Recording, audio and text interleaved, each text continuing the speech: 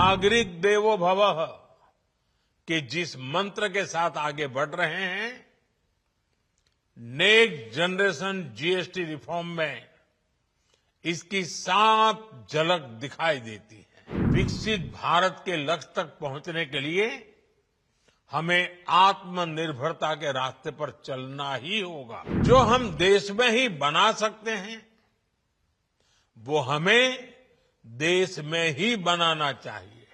हम नागरिक देवो भवः, नागरिक देवो भवः के जिस मंत्र के साथ आगे बढ़ रहे हैं, नेक्स्ट जनरेशन जीएसटी रिफॉर्म में इसकी साफ झलक दिखाई देती है।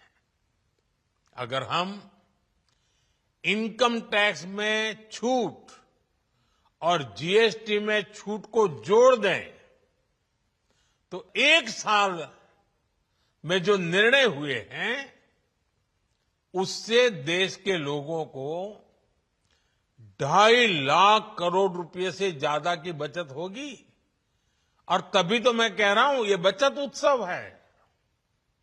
साथियों, विकसित भारत के लक्ष्य तक पहुंचने के लिए हमें आत्मनिर्भरता के रास्ते पर चलना ही होगा और भारत को आत्मनिर्भर बनाने का बहुत बड़ा दायित्व हमारे एमएसएमईज यानी हमारे लघु, मध्यम और कुटीर उद्योगों पर भी है।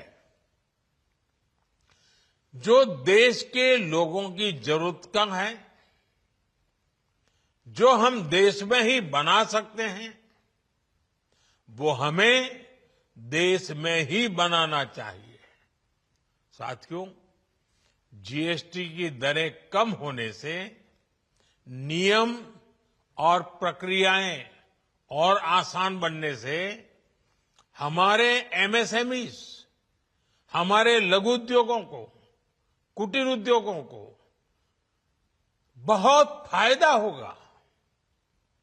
उनकी बिक्री बढ़ेगी और टैक्स भी कम देना पड़ेगा, यानी उनको भी डबल फायदा होगा।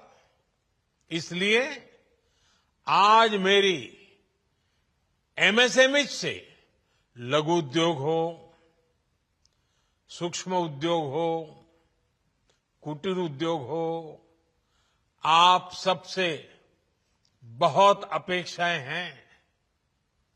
आपको भी पता है, जब भारत समृद्धि के शिखर पर था, तब भारत की अर्थव्यवस्था का मुख्य आधार हमारे एमएसएमईज थे, हमारे लघु और कुटीर उद्योग थे। भारत की मैन्युफैक्चरिंग, भारत में बने सामानों की क्वालिटी बेहतर होती थी। हमें उस गौरव को वापस पाना है। हमारे लघु उद्योग जो बनाए, वो दुनिया में हर कसौटी पर बेस्ट हो, उत्तम से उत्तम हो। हम जो मैन्युफैक्चर करें, वो दुनिया में आन बान शान के साथ देश के सारे पैरामीटर को पार करने वाला हो। हमारे प्रोडक्ट्स की क्वालिटी दुनिया में भारत की पहचान बढ़ाए, भारत का गौरव बढ़ाए। हमें इस लक्ष्य को लेकर काम करना है।